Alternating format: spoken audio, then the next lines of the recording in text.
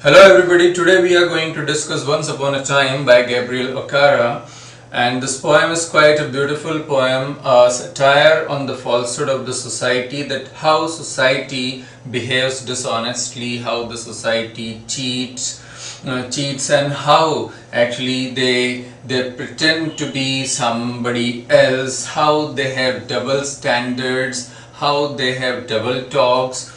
So all these things, and moreover apart from these, this how when we are a child we are quite innocent and we are quite truthful and we are quite honest, but as we grow up in this society, in this world, we forget all those qualities and we tend to be like the others in this world. It means we also become dishonest, we also indulge in lies, and we also like cheat, and we also have double talks and all these things. So the poet through his son wants to return to the same old childhood, wants to return to the world when people were honest, when people were quite truthful. So he wants to go back to that time when people were so good, like he had seen in the olden days. So this is what he is actually trying to say through this poem. So let's see how he has conveyed this beautiful idea in a very beautiful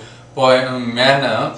So once upon a time, son, here he is actually addressing his son, and talking to his son he is expressing all his thoughts in a very beautiful manner. So once upon a time, son, they used to laugh with their hearts and laugh with their eyes, but now they only laugh with their teeth. So here the poet is trying to say that there were times, yes, in olden days, people were so truthful and so honest and so innocent that what was there inside, that used to be outside as well. It means there would be no hiding of the feelings or emotions or the intentions. What was inside, that would be outside. So but in this present world the situation has quite changed, and that's what he is trying to say, that people used to laugh with their hearts and with their eyes. Means that happiness, the feelings, their emotions that could be seen through their eyes, they would laugh their hearts out. Means it would be all genuine, the feelings would be genuine, the emotions would be genuine, their eyes would reflect their happiness, their emotions would be clearly out when they would laugh. So it would be so genuine and honest in those olden times. But now he says, but now they laugh only with their teeth, yes, while their eyes block called eyes search behind my shadow. Now what he is trying to say here is that now they laugh only with their teeth. That means that is only to show the laughter. The laughter is only an outward appearance, and it is not actually the presentation of their feelings and emotions they contain in their heart. Inside it is something else, and outside they put on a beautiful smile showing their teeth, but actually that's not the reflection of their feelings inside in their heart. And though there is smile on their face, but their eyes blow cold eyes. So here the poet has used double epithet. Eyes blow cold. Epithet means adjective. So when we use more than one adjective, so that is kind of example of epithet. Yes, to refer to something. So here eyes have been compared as eyes block cold. So this comparison is with eyes block. So it is a metaphor as well, an example of metaphor, that eyes are being compared with eyes block. Now why it is so? So just like that eyes block is so cold, same way their eyes are so cold. It means they have no emotions and sentiments, they are without such emotions, they are without feelings. So insensitive eyes, we can say indifferent eyes. So their eyes block called eyes, that means eyes without feelings, insensitive eyes, eyes without emotions. So they search behind my shadow. It means though they laugh, they laugh, they put on a smile on their faces, but inside there is something else. They are trying to find out, they are trying to search that what kind of person that is. They are trying to find out or figure out the background of that person. So they search behind my shadow. That's what the poet is trying to say here. And there was a time indeed they used to shake hands with their hearts, but that's gone, son. Now they shake hands without hearts, while their left hands search my empty pockets. Now what does he mean here by this? He's trying to say that there were times when people used to shake hands with their hearts. It means in that shake hand there would be warmth, there would be love, that yes, it would reflect a genuine feeling of love. That handshake would be a true one. But nowadays it has become just a formality. It is just to greet and just to have that formal dealing or formal things. So that handshake is no more a symbol of the genuine feelings coming directly from the heart, or those emotions coming directly from the heart. It is no more a representation or symbol of that. This is just an outward signal of formal appearance. It has got limited to that only. So he says that it used to be so that people would shake hands with their hearts, but now it's not. Now they don't. So with one hand they shake hands, and with the other, the poet is trying to say, this line I would say, that search my empty pockets.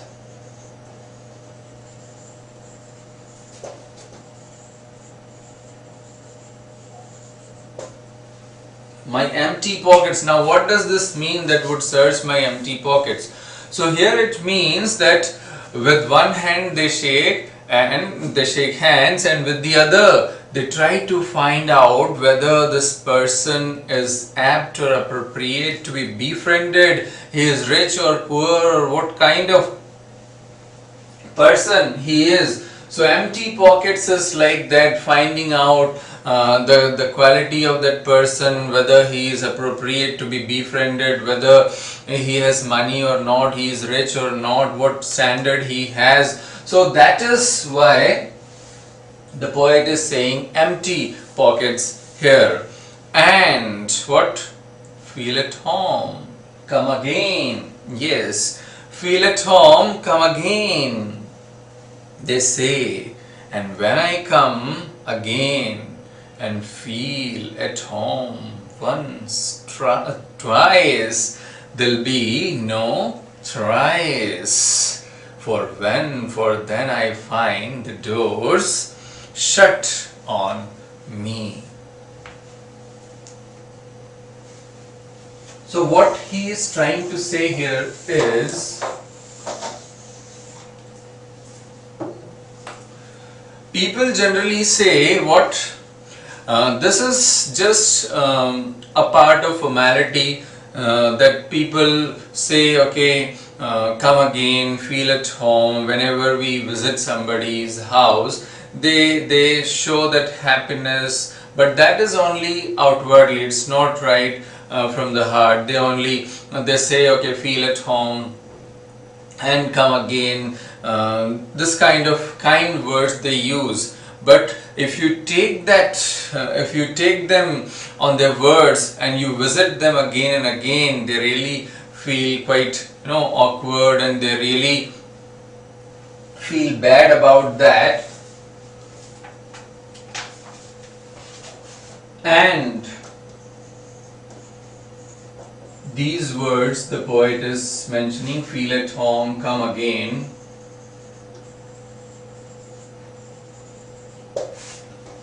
So actually they don't mean it. They say but they don't mean it. They only say this to show themselves to be good. They say this to show themselves to be gentle people, gentry, but when you visit these people once, twice or thrice, they really feel very bad. These are only formal expressions. These are only formal expressions. They only want to show themselves to be gentle, but they don't want to be rude with the other people. But yes, when it happens again and again, when people take this to be true, when people take people on their words, then what happens actually, this only spoils the matters, this makes the people worse. Though they say feel at home, but then they don't feel at home, neither the host nor the guest, and then the matters are all spoiled, because this is not actually the genuine feeling of the host expressed in the words, right? This is what the writer is trying to say. And now what the poet has said, I find the doors closed on me. So yes, this happens, I find the doors closed on me. Why? Because it is like an unwelcome guest visiting a person's house that nobody wants to welcome, nobody wants to treat well or so. So that's why this is really or such expressions are not to be taken true to the words in the present time. In today's time, the time has got changed and people are like more prone to show formality, to behave differently in different situations. So I have learned many things. Again, he is trying to say, so I have learned many things. Son, I have learned to wear many faces, like dresses, home face, office face, street face, host face, cocktail face, with all their conforming smiles, like a fixed portrait smile. So he is comparing his smile with different situations, and he is saying that, my son, I have learned to wear faces. Yes, I learned many things, son. So as he grew up in this world, as he grew up in this society, he has learned so many things, and that's what he is telling his son, that I have learned to wear many faces like dresses. So just as you wear dresses as per the situations, when you go to the party, you wear party dresses, when you are at home, you wear casual ones. So in that way he is saying, like dresses, we have different dresses for different situations. If you want to be like photographed, if you are part of family shoot, a wedding shoot or something like that, so or a certain program, you wear accordingly, you wear dresses accordingly. So in the same way he says, I have learned to wear faces as per the situations. So what are the different situations here? He is saying home face, office face,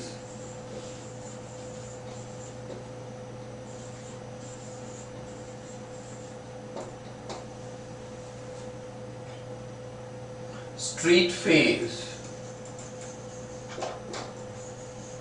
Yes, these are different ones. Host face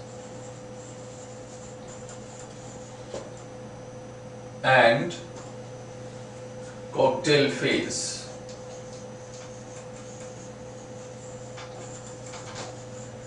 So what does it mean? Actually, what the poet is trying to say here, he's trying to say that as per the situation, now I present myself, I behave. When I am at home, I am different. When I am at office, I am different. I am quite formal at office, but at home I am quite informal. I don't need to be formal with my family, with my kids, with my wife, with my family members. I need not to be formal. I am quite casual, informal, loving, affectionate and all. But at office, I have to wear a different face. I have to be quite formal. Either whether or even if I am like unhappy or I am not in a good mood, I don't show that. I show myself to be very happy and very pleasant and very kind and very good. So as per the situations, when I am street, I am different. When I am a host, I am very pleasant and very good. When I am in a cocktail party, I am a different personality. So as per the situations, I wear faces. So this is what the poet is trying to tell us, that in today's world we have many faces, we wear many faces, we are different in different situations, so one cannot be judged. Well, you cannot have a view about a person on the basis of one particular situation.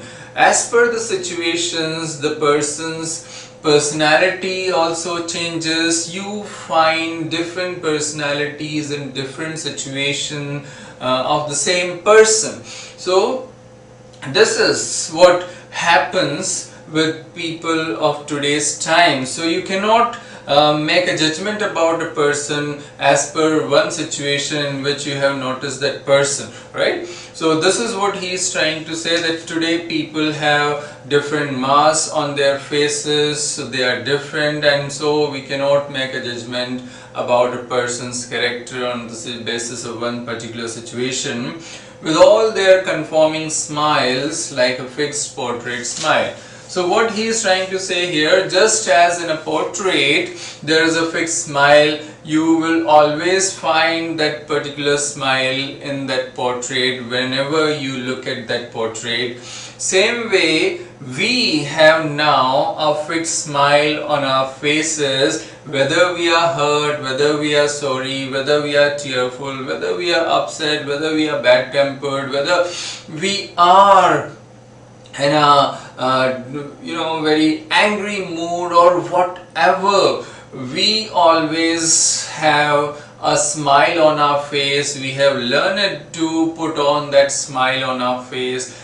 That is how we behave in the present world. So how to judge about a person on the basis of that outward appearance of that person, that okay, that person has a very good smile, so it means that the person must be very good. You cannot, because so this is this shows the deceptive nature of the people of today's time. This shows the humbug and hypocrisy in today's time, that how people have different faces. So it can be deceptive, it can be misleading, it can be dangerous. That's what the poet is trying to make clear. And I have learned to laugh with only my teeth and shake hands without my heart. I have also learned to say goodbye when I mean good riddance. So the poet says that in the olden days it was not so, but now in this world, growing up in this world full of hypocrisy and humbug, I have learned too many things. So he says that now I can also laugh with only my teeth. That when I'm not happy, but yes, I just want to be polite and good, so I can laugh with my teeth. I have learned that. And now I can shake hands without my heart. It means without feeling and without emotions, just for the sake of formality, I can now shake hands. So I have learned that. And now even I can say goodbye when I mean good riddance. That oh, like it's when the feeling is, thank God the person is going at last, I'll be free from him, I got rid of this person. So he's saying that, and this is actually what today's people feel like, and the emotions are just like that, as you might have yourself seen or felt in different situations when there are kind of people who really like as if like eating upon you. So when such people go away, you feel like, thank God you saved me from him. Or when you are just you can say by the skin, you just get you save from such a situation. So you thank God to save yourself from that situation. So here the poet is also trying to say that I have also learned to say good riddance when I actually mean goodbye. So yes, what we have inside doesn't come on our lips, or we don't show that. We very politely and very pleasantly we say bye bye, tata, we'll meet soon, nice meeting you, and all that. Such expressions are there, though in the heart of hearts we have some other feelings and some other emotions. And he says to say, glad to meet you without being glad. Yes, I learned to say, what, glad to meet you, though there is not a bit of gladness on meeting. Even then we say, how formal we have become, that no such feelings are there, and still we say, glad to meet you. And to say it's been nice talking to you after being bored. That yes, you were really bored to death, and you were praying to God, just the small prayers that, oh God, please engage him in something else, or please call me on some other task, or let there be something else, or so that I can get rid of this person. So we pray like that, and what we say, nice talking to you, when we are feeling quite bored talking to somebody, and outside on our lips it is something else. We say nice talking to you, nice meeting you, all that. So this is how we are, this is what modern people are, this is how we find today's people in this world. But believe